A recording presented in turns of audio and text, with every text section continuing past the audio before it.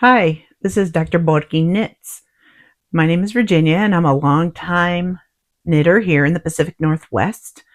This is my monthly update where I will talk about my progress in the month end of January, early February with my knitting, what I've gotten done, any future projects, etc., etc.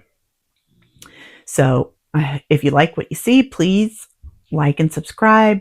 I started this podcast so that I can interact with the online knitting community, which, as we know, is quite large. So, what am I wearing? That is the first thing. So, this is the Dakota sweater by Maison Dene. I made this out of Wandering Flock in the base fluff.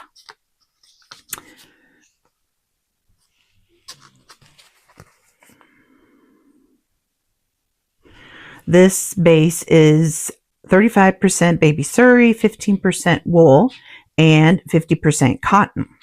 It's considered an Aran weight, and this pattern calls for a chunky weight.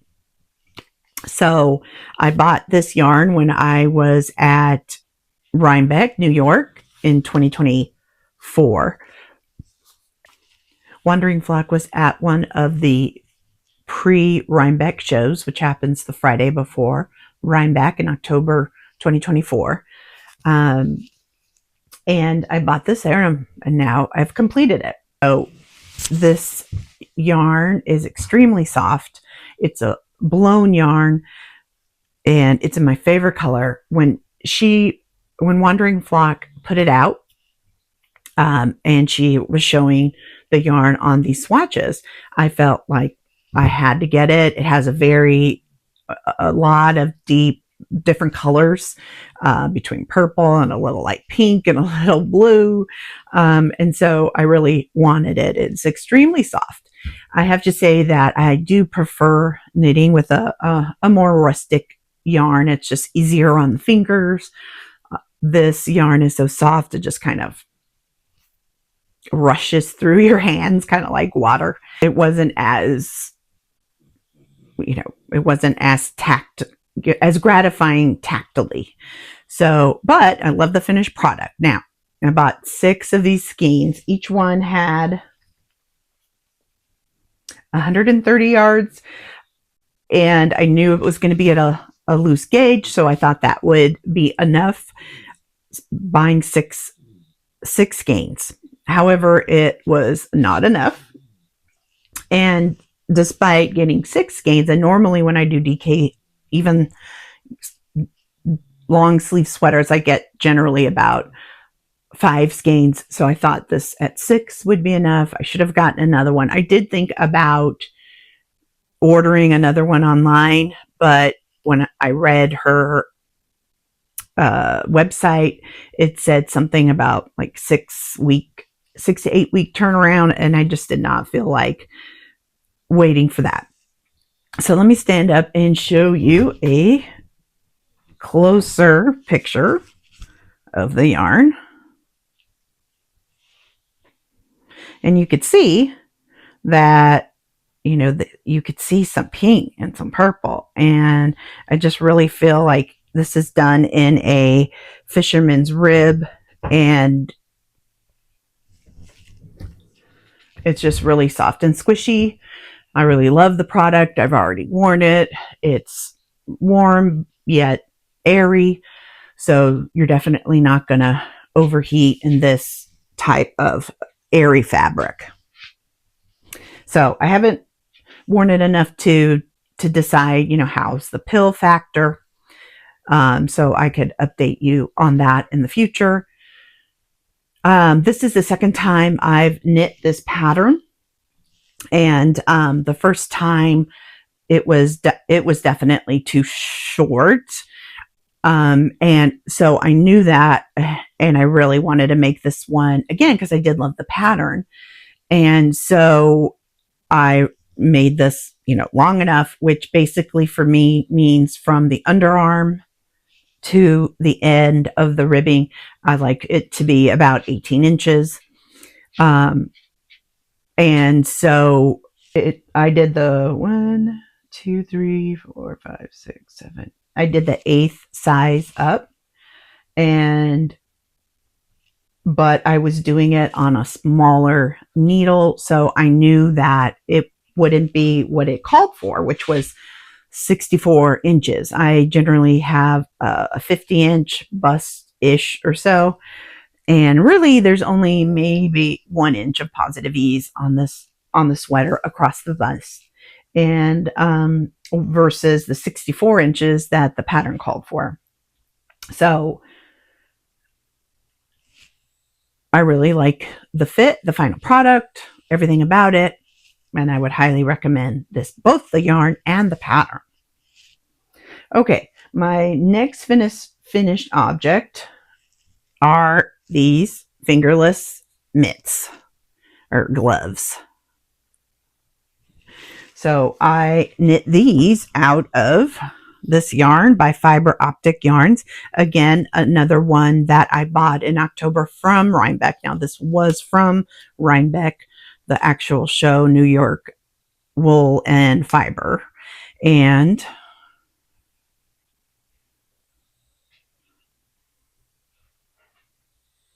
so what I like about this yarn also is the depth, you know, from the pinks and the purples and the brighter pinks. And it just, you know, even a bit of red. And it just gives a wonderful final product, as you could see. So these were my first time ever doing gloves. And I have to say that I went, after I finished the first glove, I thought, okay, well, I know the basics of the pattern. By the way, this pattern is the Roddin mitts, Roddin. It is a pattern by Ysolda, the Ysolda Teague, I believe her last name is. So I made this because this is part of my Make 9. And I wanted to make knits, a scarf, and a hat, all matching for once. So I bought enough yarn to do that. And I will be casting on the Sophie shawl here in a bit. On my last video, I did show you the final hat product. And so where I was going with this was that, you know, after the first glove, I felt like, you know, I was cruising along. I knew the pattern. So I wasn't paying as much attention to the right side. And they really don't match up. I have this much more on the right glove.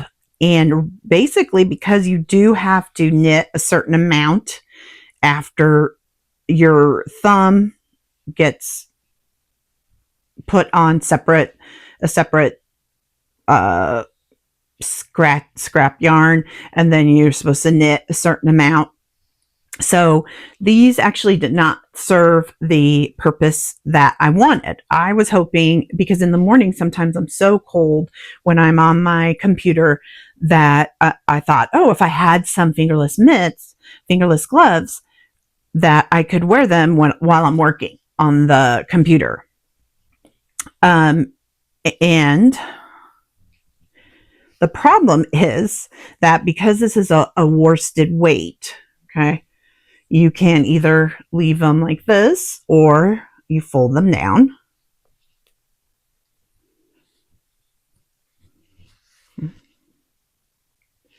And so, you know, each one on its own looks good. But like you see, like I said, this one where I was following the pattern is just much more put together than this one. So got to teach myself just to follow the pattern instead of thinking that I know where I'm going and what I'm doing. Because actually the problem here was that I started increasing the same way as I did on this one, but actually no, it needed a different leaning increase. So which absolutely makes sense, but So anyways, the reason why it didn't suit my needs to type in the morning and wear them is because this is just too thick. Okay.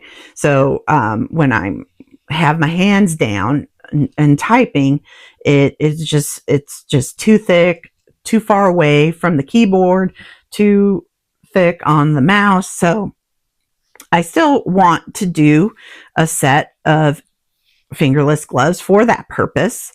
Maybe not this year, because hopefully it'll be warming up soon. We're headed toward the end of February here. I just think that's so funny. Starting off and then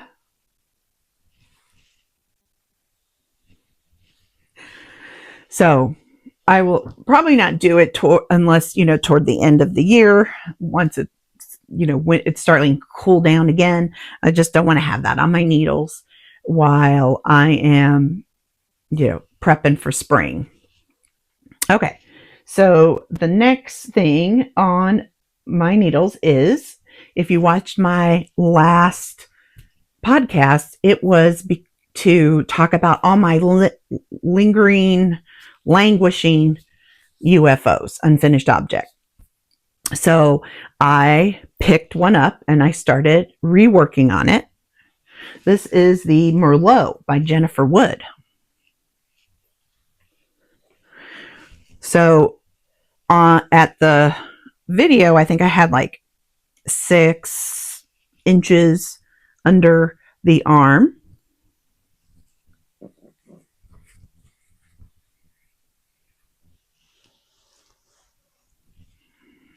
And now I probably have about 12. So I need another. So it's 12, 6, and then I probably do, 2 to 3 of that will be the ribbing. It is a lacy edge here at the end. So, overall 6 more inches, because like I said, I like to get to about 18. And of course, I'll be trying it on to make sure that I get it to where I need. Now, this pattern is a short sleeve pattern, but I am going to make it long sleeve because I have enough yarn. This is a worsted yarn from a online dyer. I've never met her in person. Hewitt hand dyed fibers, and her name is Melissa Hewitt, and the colorway is Calm and Bridge, and this is a worsted weight 100% superwash merino. So I casted this on many years ago. I don't know why I stopped, and probably just got cast-on-itis, forgot about it, but it fits. I tried it on for my UFO cast episode. I put it on barber cords, tried it on, and it fits really well. Oops. Oh my goodness, look at all these lost stitches now. So I'll fix this later or now. Nobody likes stitches that have slipped off our needles. And I have knitting tip stoppers, but do I use them? No.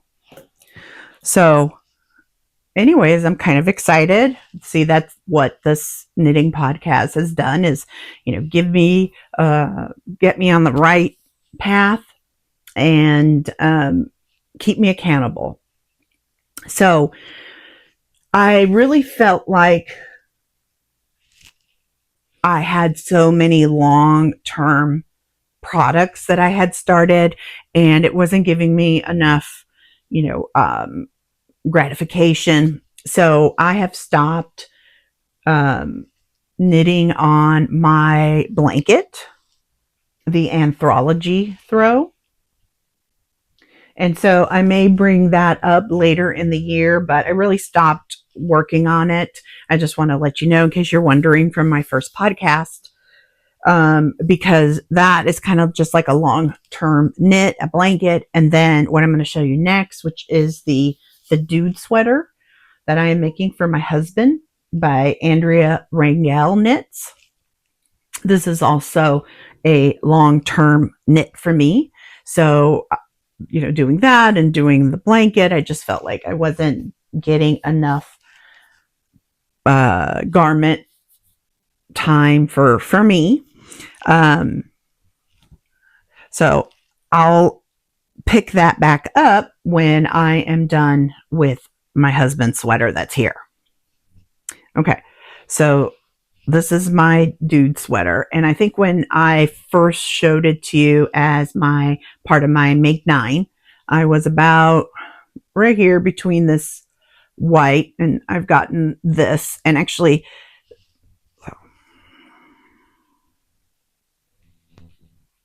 this sweater is based on a character in the movie The Big Lebowski, and he wears a sweater like this. They actually still sell it online. It's by the manufacturer Pendleton, and but I am making him one. So actually, this last pattern, which is like this motif, this one more time, and then it is the end of the back, and then I would just have a little bit of the main color, and then I'll be able to start on the front panels.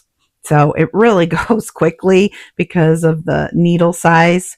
I'm using Purl Soho yarn for this.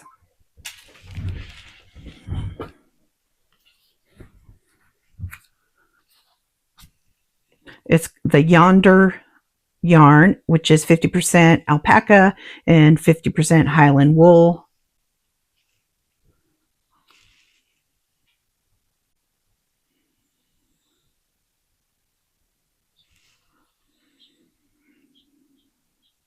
So this is the dark color. Oops. Don't look at my floats, please. So it really goes by fast. These are size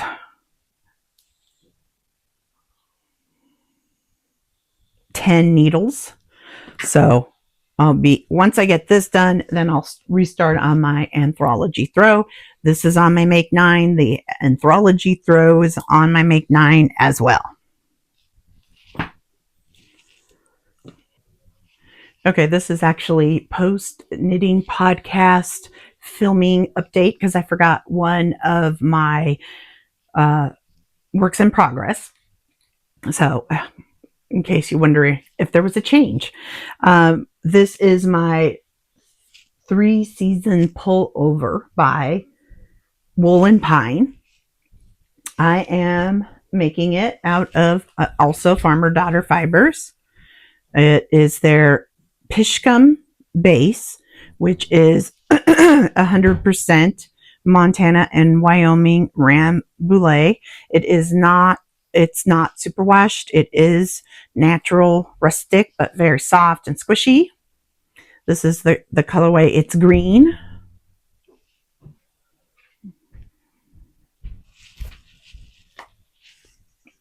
And this is the back panel. Actually, these are the shoulders on each side and the neckline.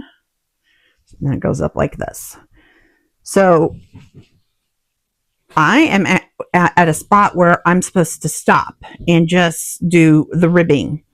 And this, I am doing the size 6. This is supposed to have a 25-inch length after blocking. So I am going to do just another few inches to make sure that I get it closer to my preference, which is 26 inches or 28 inches total from cuff to ribbing. Not cuff to ribbing, from neckline to ribbing. So I'm going to do another just from here to here. So I'm going to do another one of those patterns. And I am enjoying this more because I put it by where I work, and I could pick it up in between when I get a few minute breaks here and there. And so I'm enjoying it more. It's not necessarily a TV knitting project, because you do have to really concentrate. All of the cabling patterns are different from each little panel along the back.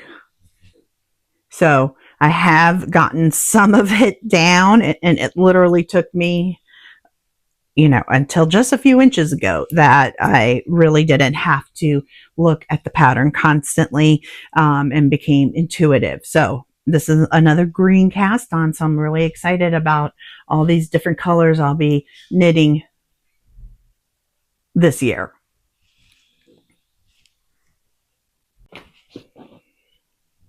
Okay. And then I have a new cast on, which is the Magnolia Bloom by Camilla. I am doing this out of holding two yarns together. One is Nutiden, and the other is Farmer's Daughter Fibers, a fingering. And I thought they would look good together. I've been dying to break out a pink and purple, even though it's my favorite colors. I still love all, oranges and reds and greens. So this year I'm trying to do more of that and get more of that done. So this is a exclusive for Starlight Knitting Society, which is a yarn store in Portland, Oregon. And my husband bought it for me, and he didn't even notice that it's the Cancer colorway from the Zodiac collection. And Cancer is my Zodiac sign. So I was really happy about this. And I'm putting it together with Nutiden. So Nutiden comes in these what are called plates, and it's unspun yarn.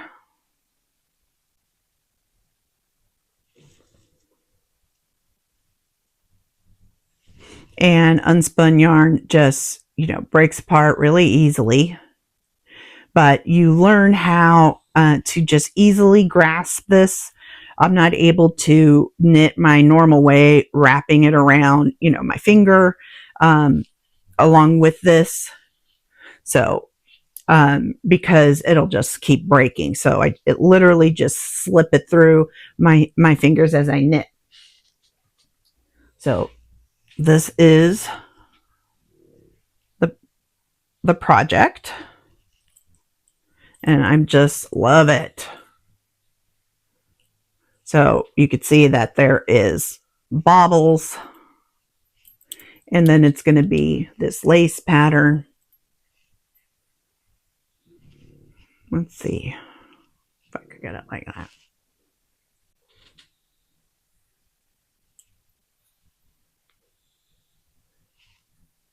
So I'm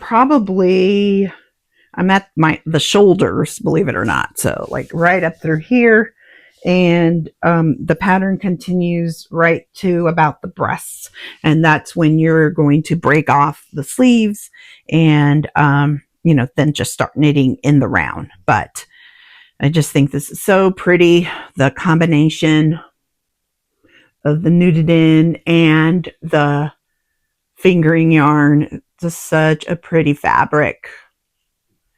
And Nutiden is rustic. It's not superwash, and I believe this is superwash yarn. It doesn't say, but I am sure it is superwash yarn. So together they just make a gorgeous yarn together. So I'm really excited for this. Again, more green, more blue in my life. I really want to start yellow, and that'll be one of the next ones that I put on that I start. One of the next things I cast on is going to be yellow. I'm going to make it, I have this from Chelsea Luxe, and it is called Sunshine State. I have this both in mohair, which you see here, as well as a fingering, and I am planning on doing a pattern by the Petite Knits. Okay, I am planning on holding this with the fingering. It's the exact same color, and doing the Fortune Sweater by Petite Knit in this colorway from Chelsea Luxe, Sunshine State.